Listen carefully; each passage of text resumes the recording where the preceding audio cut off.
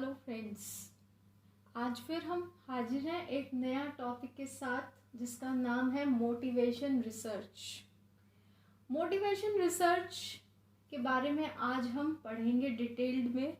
एक बड़ा ही interesting topic है, चलिए शुरू करते हैं इसे। मोटिवेशन रिसर्च होती है कि ये भी एक तरह की मार्केटिंग रिसर्च है जिसके अंदर अटेम्प्ट किया जाता है, डिस्कवर किया जाता है deepest reason why people buy. ध्यान से समझिए, मोटिवेशन रिसर्च एक मार्केट रिसर्च की ही फॉर्म है, उसी की तरीके से है जिसमें एक अटेम्प्ट किया जाता है ये पहचानने के लिए, पता लगाने के लिए कि वो गहरे रीजंस, कारण क्या हैं जिसकी वजह से व्यक्ति जो है परचेज करता है, खरीदारी करता है। इसकी कुछ टेक्निक्स होती हैं जिसके बेस पे मोटिवेशन रिसर्च बेस्ड होती है। इन टेक्निक्स के बेसिस पे ही हम मोटिवेशन रिसर्च को आगे बढ़ाते हैं, जिसमें पहला पॉइंट है use of experienced knowledge of marketing executive.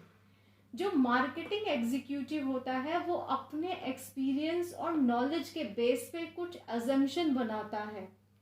Market executive जो है, माना जा रहा है अजम्पशन के अंदर कि वो एसोसिएशन विद कंज्यूमर के बहुत क्लोज है। हर कंज्यूमर को वो पहचानता है, जानता है, उनकी हैबिट्स को समझता है, उनके टेस्ट को समझता है, जो उसको हेल्प करती है समझने के लिए कि कंज्यूमर बिहेवियर क्या है, क्या कंज्यूमर किस परिस्थिति में किस तरीके से बिहेव करेगा जिसके कारण से खरीदारी के एस्पेक्ट्स बढ़ेंगे और बाइंग मोटिव्स बढ़ेंगे तो डिमांड बढ़ेगी, डिमांड बढ़ेगी तो सेल बढ़ेगी और अल्टीमेटली प्रॉफिट बढ़ेगा। और इन सब को पढ़ने के बाद जो मार्केटिंग एग्जीक्यूटिव है वो फॉर्म कर लेता है, एक बेस बना लेता है, किसके लिए?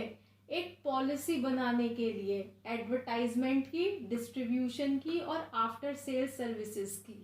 तो इस टेक्निक के अंदर उसने अपने एक्सपीरियंस और नॉलेज से वो कंज्यूमर के क्लोज जाता है, उसका बिहेवियर समझता है, जिसके कारण बाइंग मोटिव्स, एस्पेक्ट्स को समझना आसान हो जाता है और इस बेसिस पे एडवर्टाइजमेंट, डिस्ट्रीब्यूशन और सेल सर्विसेज की पॉलिसी फ्रेम्ड हो जाती है। सेकंड है क्वेश्चनर टेक्निक। ये एक ट्रेडिशनल टेक्निक है, पुराने जमाने से चली आ रही है। ये एक साइकोलॉजिस्ट के द्वारा बनाई जाती है और एक क्वेश्चंस की सीरीज होती है। उन क्वेश्चन की सीरीज फॉर्मेट को कस्टमर को दे दिया जाता है, कस्टमर उसको फिल करता है, उन क्वेश्चंस को, उस फॉर्म को, और वापस से एंटरप्राइजेस को दे देता है। एंटरप्राइजेस उस फॉर्म को पढ़ता है और उसका एनालिसिस करता है, उसे समझने की कोशिश करता है, चेक करता है डीपली उसको, और उसके बेसिस पे रिजल्ट एक्सट्रैक्ट हो जाते हैं ऑन कंज्यूमर बिहेवियर, कि कंज्यूमर, डिफरेंट कंज्यूमर का बिहेवियर क्या है, उनके आंसर से पता चल जाता है। थर्ड है इंटरव्यू मेथड। इंटरव्यू मेथड में क्या है कि जो इंटरव्यूअर होता है वो एक आसान से इनफॉर्मल तरीके से क्वेश्चंस पूछता है कंज्यूमर से और उनके आइडियाज ऑफ फीलिंग्स, ओपिनियन को जानने की कोशिश करता है। ये एक पूरा इनफॉर्मल मेथड हो सकता है कि इसमें वो डायरेक्ट ये पूछेगा आपको ये पर्टिकुलर प्रोडक्ट अच्छा नहीं लगा तो क्यों नहीं लगा, और दूसरा प्रोडक्ट ज़्यादा अच्छा लग रहा है तो क्या कारण है, क्यों अच्छा लग रहा है। और इन क्वेश्चंस के बेस पे, इंटरव्यू के बेसिस पे वो अपनी कमी को ख़त्म करके उनको दोबारा, उन फीडबैक्स के बेसिस पे कंज्यूमर के, वो कमियां ख़त्म करता है और दोबारा से रेमेडियल एफर्ट के बेसिस पे नई चीज़ बना के दे देता है जिससे कि उसकी डिमांड बढ़े, कंज्यूमर को वो चीज़ पसंद आए, उसके रिक्वायरमेंट के अनुसार हो। फोर्थ है प्रोजेक्टिव टेक्निक। प्रोजेक्टिव टेक्निक जैसे कि नाम ही बता रहा है, इसमें एक डेमोन्स्ट्रेशन होता है। उसमें क्या होता है, एक सब्जेक्ट दे दिया जाता है कस्टमर्स को, या एक सिचुएशन क्रिएट की जाती है जिसमें कि हर कस्टमर बाउंड हो जाता है कि अपने एक्सप्रेशंस और फीलिंग्स को दे। अब प्रोजेक्टिव टेक्निक्स जो है ये 4 तरीके की होती है। इसमें कैसे कैसे होता है, पहला है थेमेटिक एप्रिसिएशन टेस्ट, जिसे TAT टेस्ट भी कहते हैं। इसमें क्या होता है, कुछ पिक्चर्स के कार्ड्स दिखाए जाते हैं कस्टमर्स को और बोला जाता है कि इस पिक्चर में आप जो भी देख रहे हैं आप उस पर एक स्टोरी बनाकर दीजिएगा। फॉर एग्जाम्पल, एक पिक्चर में उन्होंने क्लाउड बना दिया, बादल बना दिया। अब उस बादल की पिक्चर में वो एक बायोग्राफी लिख सकते हैं कि बादल को बिल्कुल जीवंत बनाकर उसमें एक ह्यूमन बीइंग के रूप में कि बादल कैसे बनता है, कैसे उसका जन्म हुआ, कैसे उसकी लाइफ पूरी हुई, कैसे उसने लोगों को बेनिफिट दिया और उसकी क्या फील है, क्या सोचता है, समझता है। इस तरीके से उसे बिल्कुल जीवंत एक रूप देकर उसकी एक ऑटोबायोग्राफी लिख दी। दूसरी चीज ऐसा भी हो सकता है कि पिक्चर कार्ड में एक पेपर पे इंक टपका दी और वो जब इंक फैल गई तो उसने अपना एक आकार ले लिया। अब उस आकार में कोई व्यक्ति तो कुछ भी नहीं देख रहा है, सिर्फ ये देख रहा है कि ये जो है एक इंक गिरी हुई है। दूसरा व्यक्ति जो है उसमें कुछ आकृति को देख रहा है और उसी के अपने ओपिनियन और फीलिंग्स बनाकर वो चीज लिख रहा है। तो ये होता है आपका थेमेटिक एप्रिसिएशन टेस्ट। दूसरा है सेंटेंस कंप्लीशन टेस्ट। इसमें अधूरे सेंटेंस दे दिए जाते हैं और कस्टमर्स को वो पूरे करने पड़ते हैं। जैसे सेंटेंस दिया गया, I like Colgate toothpaste because, मुझे कोलगेट टूथपेस्ट पसंद है क्योंकि। अब इसमें अपने एक्सप्रेशंस, ओपिनियंस, फीलिंग्स लिखनी है। थर्ड आ जाता है word association test. Word association test ये रिटन भी हो सकता है और ओरल भी हो सकता है। इसमें एक ही जैसे वर्ड्स भी बताए जा सकते हैं जिनका मीनिंग एक हो, या अपोजिट वर्ड्स भी बताए जा सकते हैं, या जिनकी साउंड एक जैसी निकल रही हो वैसे भी बताए जा सकते हैं। जैसे वर्ड बोला फेयर तो एकदम से कनेक्ट हुआ फेयर एंड लवली। कोका एकदम से कनेक्ट हुआ कोला, कोका कोला। किंडर गार्टन, जैसे हम हिंदी में बोल देते हैं खट्टा, एकदम से मुंह से निकलता है मीठा, खट्टा मीठा एक साथ निकलता है। वो हो गया आपका word association test. Paired picture test. Paired picture test में क्या होता है, consumer is bound to express his feelings in this created situation. दो पिक्चर्स दिखाई जाती हैं, ठीक है, उनके अंदर कुछ पेयरिंग की जाती है और कंज्यूमर यहाँ पे बाउंड हो जाता है कि उसको वो पिक्चर देख के जो उसके मन में आ रहा है वो उसको अपनी फीलिंग्स एक्सप्रेस करनी पड़ती है उस क्रिएटेड सिचुएशन में। फॉर एग्जाम्पल, एक पिक्चर दिखाई जिसमें अमिताभ बच्चन एक डॉक्टर के रोल में उसके डॉक्टर के गेटअप में बिस्लेरी वाटर पी रहे हैं, और दूसरी पिक्चर दिखाई कोई गरीब छोटा सा फार्मर है, कॉमन पर्सन है जो कि बॉइल्ड वाटर यूज कर रहा है पीने के लिए। अब इन दोनों पिक्चर को दिखाया तो उन दोनों पिक्चर में अमिताभ बच्चन, किसी कस्टमर के मन में एकदम से यही आएगा कि अमिताभ बच्चन जो बिस्लरी की बोतल पानी के लिए पीने के लिए इस्तेमाल कर रहे हैं ये बेटर है, ये शो कर रही है कि फिल्टर्ड वाटर पीने से जो है हमें कोई हार्म नहीं होता। जबकि हम बॉइल्ड वाटर पीते हैं, अधिकतर बॉइल्ड वाटर में फिर भी कुछ परसेंट जर्म्स रह जाते हैं जो पूरी तरीके से फिल्टर नहीं हो पाते। तो इन दोनों का कंपैरिजन किया जाता है पेयर्ड पिक्चर टेस्ट में और अपनी फीलिंग्स और ओपिनियंस शो करी जाती हैं इसमें। अब limitation of motivation research. Limitation of motivation research जो होती है उसमें पहला आ गया जो study of behaviour of consumer of selected group और सैंपल। जो आपका मोटिवेशनल रिसर्च है उसके अंदर डीप नॉलेज चाहिए स्टडी करने के लिए कंज्यूमर बिहेवियर का, लेकिन इसमें कंज्यूमर बिहेवियर जो है सिर्फ सेलेक्टेड ग्रुप या सैंपल का लिया जाता है। अब इससे हमें इनकरेक्ट रिजल्ट क्यों मिलता है, क्योंकि सारे कस्टमर्स का आप जो है डिफरेंट टेस्ट होता है, उनकी हैबिट्स अलग अलग होती है, जिसके बेसिस पे उनकी रिक्वायरमेंट, उनकी परिस्थिति सब कुछ अलग होता है, और कंज्यूमर बिहेवियर इन्हीं चीज़ों पे डिपेंड करता है। तो हर किसी का कंज्यूमर बिहेवियर एक नहीं हो सकता। सिर्फ सैम्पल स्टडी पे, सैम्पल बेस स्टडी पर आप कंज्यूमर बिहेवियर को डिटेक्ट नहीं कर सकते। तो आधी अधूरी जो है इससे हमें जानकारी मिलती है मोटिवेशन रिसर्च से, ये इसकी पहली लिमिटेशन है। दूसरा, absence of experience, trained and able interviewers, so desired objectives are not obtained. जो इसमें इंटरव्यू मेथड दिया गया उसमें अधिकतर ये देखा गया कि एक्सपीरियंस इंटरव्यूअर नहीं होता, ट्रेंड नहीं होता, जिसकी वजह से जो चीज़ हम एक्सपेक्ट करते हैं खोजने की, वो रिसर्च में वो ऑब्जेक्टिव्स हम ऑब्टेन नहीं कर पाते, बिल्कुल 100% रिजल्ट नहीं मिलता। कुछ ना कुछ चूक ऐसी हो जाती है जो कि एक अनटच्ड पार्ट होता है, उस चीज़ को हम छू ही नहीं पाते और वहाँ तक पहुँच नहीं पाते, और कंज्यूमर से हमें पूरी जानकारी नहीं मिलती, जिसकी वजह से हमारे को रिजल्ट्स जो हैं वो एक्यूरेट नहीं मिलते। थर्ड है lack of technique in deep analysis of detailed information. हमारे पास टेक्निक नहीं है, एक साइंटिफिक अप्रोच नहीं है, एक रैशनल अप्रोच नहीं है जिसके बेस पे हम डीप एनालिसिस कर सकते हैं और डिटेल्ड इंफॉर्मेशन हमें मिल सकती है। कहीं ना कहीं कुछ इनकम्प्लीट रह जाता है, जिसकी वजह से हमारे रिजल्ट्स 100% परफेक्ट नहीं होते, एक्यूरेट नहीं होते। ये जो मोटिवेशन रिसर्च का जो पूरा प्रोसेस है ये बहुत कॉम्प्लेक्स है, बहुत कंफ्यूजिंग है। इसमें बहुत सारे ऑल्टरनेटिव्स यूज़ करे जा रहे हैं, जिसकी वजह से इतनी डीप इंफॉर्मेशन कलेक्ट करने के चक्कर में अननेसेसरी इंफॉर्मेशन भी कलेक्ट कर लेते हैं और इम्पॉर्टेंट इंफॉर्मेशन हम चूक जाते हैं। फिफ्थ है इम्प्रैक्टिकल यूज ऑफ अप्रोच।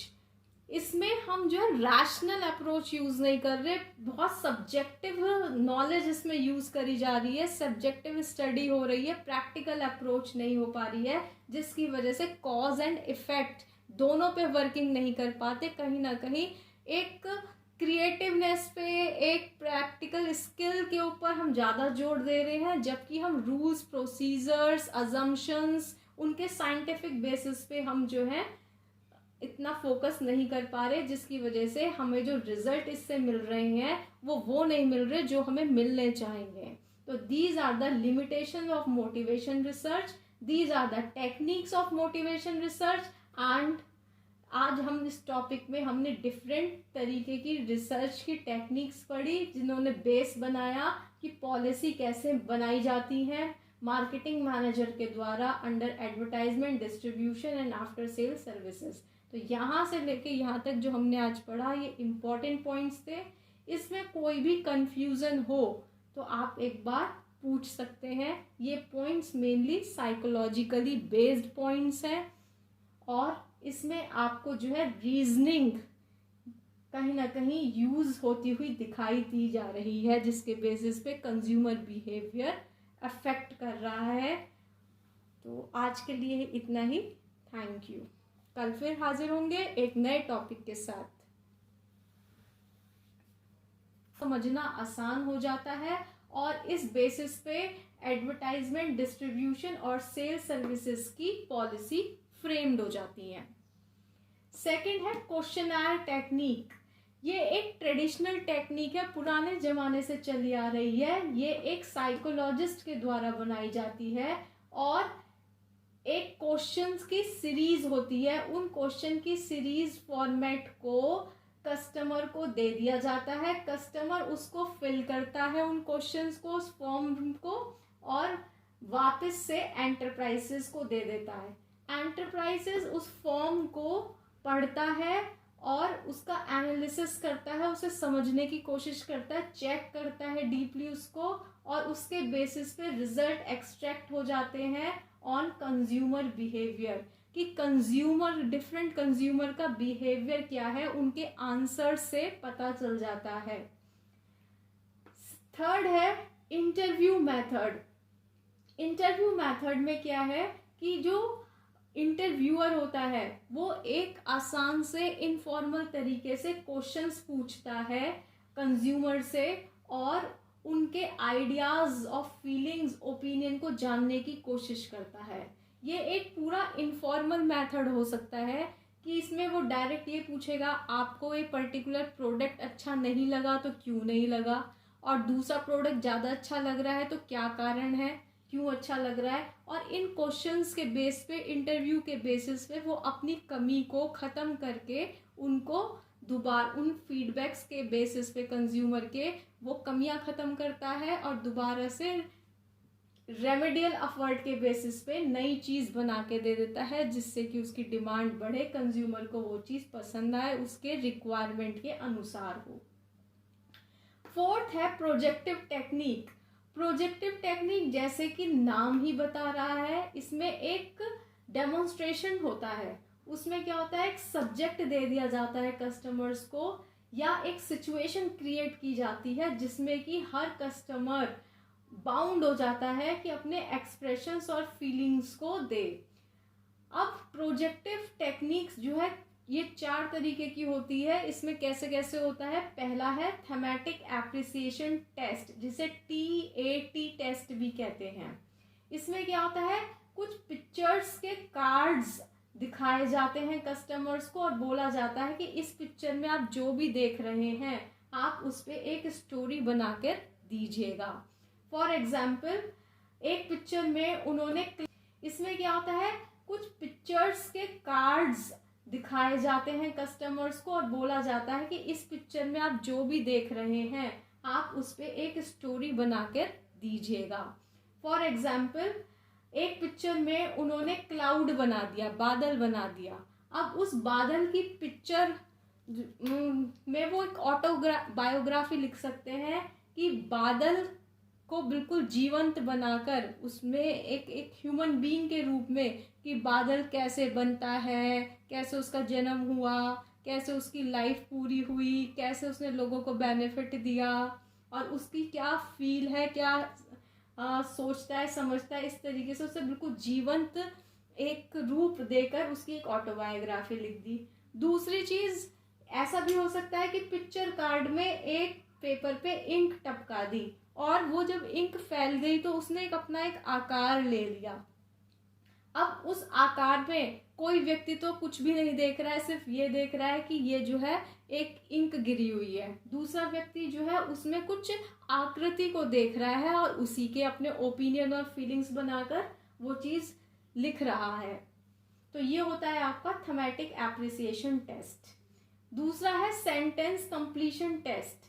इसमें अधूरे सेंटेंस दे दिए जाते हैं और कस्टमर्स को वो पूरे करने पड़ते हैं। जैसे सेंटेंस दिया गया, I like Colgate toothpaste because, मुझे कोलगेट टूथपेस्ट पसंद है क्योंकि। अब इसमें अपने एक्सप्रेशंस, ओपिनियंस, फीलिंग्स लिखनी है। थर्ड आ जाता है word association test. Word association test ये रिटन भी हो सकता है और ओरल भी हो सकता है। इसमें एक ही जैसे वर्ड्स भी बताए जा सकते हैं जिनका मीनिंग एक हो, या अपोजिट वर्ड्स भी बताए जा सकते हैं, या जिनकी साउंड एक जैसी निकल रही हो वैसे भी बताए जा सकते हैं। जैसे वर्ड बोला फेयर तो एकदम से कनेक्ट हुआ फेयर एंड लवली। कोका एकदम से कनेक्ट हुआ कोला, कोका कोला। किंडर गार्टन, जैसे हम हिंदी में बोल देते हैं खट्टा, एकदम से मुंह से निकलता है मीठा, खट्टा मीठा एक साथ निकलता है। वो हो गया आपका word association test. Paired picture test. Paired picture test में क्या होता है, consumer is bound to express his feelings in this created situation. 2 pictures दिखाई जाती हैं, ठीक है, उनके अंदर कुछ पेयरिंग की जाती है और कंज्यूमर यहाँ पे बाउंड हो जाता है कि उसमें अमिताभ बच्चन एक डॉक्टर के रोल में, उसके डॉक्टर के गेटअप में बिस्लेरी वाटर पी रहे हैं, और दूसरी पिक्चर दिखाई कोई गरीब छोटा सा फार्मर है, कॉमन पर्सन है जो कि बॉइल्ड वाटर यूज कर रहा है पीने के लिए। अब इन दोनों पिक्चर को दिखाया तो उन दोनों पिक्चर में अमिताभ बच्चन किसी कस्टमर के मन में एकदम से यही आएगा कि अमिताभ बच्चन जो बिस्लरी की बोतल पानी के लिए पीने के लिए इस्तेमाल कर रहे हैं ये बेटर है, ये शो कर रही है कि फिल्टर्ड वाटर पीने से जो है हमें कोई हार्म नहीं होता, जबकि हम बॉइल्ड वाटर पीते हैं अधिकतर। बॉइल्ड वाटर में फिर भी कुछ परसेंट जर्म्स रह जाते हैं जो पूरी तरीके से फिल्टर नहीं हो पाते। तो इन दोनों का कंपैरिजन किया जाता है पेयर्ड पिक्चर टेस्ट में और अपनी फीलिंग्स और ओपिनियंस शो करी जाती हैं इसमें। अब limitation of motivation research. Limitation of motivation research जो होती है उसमें पहला आ गया जो study of behaviour of consumer of selected group और सैंपल। जो आपका मोटिवेशनल रिसर्च है उसके अंदर डीप नॉलेज चाहिए स्टडी करने के लिए कंज्यूमर बिहेवियर का, लेकिन इसमें कंज्यूमर बिहेवियर जो है सिर्फ सेलेक्टेड ग्रुप या सैंपल का लिया जाता है। अब इससे हमें इनकरेक्ट रिजल्ट क्यों मिलता है? क्योंकि सारे कस्टमर्स का आप जो है डिफरेंट टेस्ट होता है, उनकी हैबिट्स अलग अलग होती है, जिसके बेसिस पे उनकी रिक्वायरमेंट, उनकी परिस्थिति सब कुछ अलग होता है और कंज्यूमर बिहेवियर इन्हीं चीज़ों पे डिपेंड करता है। तो हर किसी का कंज्यूमर बिहेवियर एक नहीं हो सकता। सिर्फ सैंपल स्टडी पे, सैंपल बेस स्टडी पर आप कंज्यूमर बिहेवियर को डिटेक्ट नहीं कर सकते। तो आधी अधूरी जो है इससे हमें जानकारी मिलती है मोटिवेशन रिसर्च से, ये इसकी पहली लिमिटेशन है।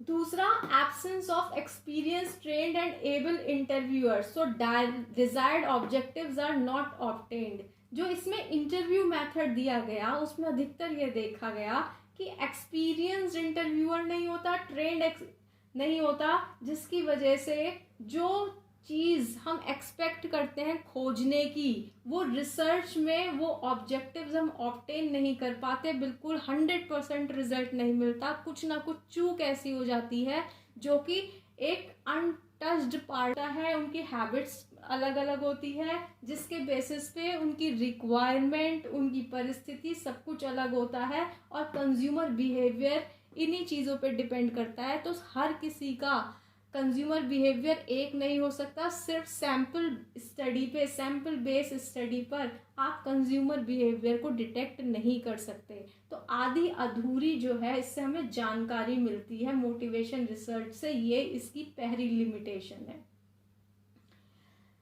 दूसरा, absence of experience trained and able interviewers, so desired objectives are not obtained. जो इसमें इंटरव्यू मेथड दिया गया उसमें अधिकतर ये देखा गया कि एक्सपीरियंस इंटरव्यूअर नहीं होता, ट्रेंड नहीं होता, जिसकी वजह से जो चीज़ हम एक्सपेक्ट करते हैं खोजने की वो रिसर्च में वो ऑब्जेक्टिव्स हम ऑब्टेन नहीं कर पाते, बिल्कुल 100% रिजल्ट नहीं मिलता। कुछ ना कुछ चूक ऐसी हो जाती है जो कि एक अनटच्ड पार्ट होता है, उस चीज़ को हम छू ही नहीं पाते और वहाँ तक पहुँच नहीं पाते और कंज्यूमर से हमें पूरी जानकारी नहीं मिलती, जिसकी वजह से हमारे को रिजल्ट्स जो हैं वो एक्यूरेट नहीं मिलते। थर्ड है lack of technique in deep analysis of detailed information. हमारे पास टेक्निक नहीं है, एक साइंटिफिक अप्रोच नहीं है, एक रैशनल अप्रोच नहीं है जिसके बेस पे हम डीप एनालिसिस कर सकते हैं और डिटेल्ड इंफॉर्मेशन हमें मिल सकती है। कहीं ना कहीं कुछ इनकम्प्लीट रह जाता है जिसकी वजह से हमारे रिजल्ट्स 100% परफेक्ट नहीं होते, एक्यूरेट नहीं होते।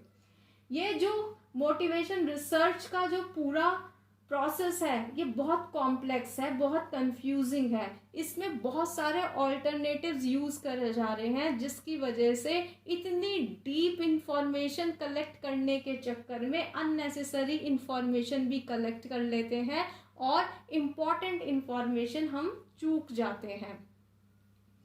फिफ्थ है इम्प्रैक्टिकल यूज़ ऑफ अप्रोच।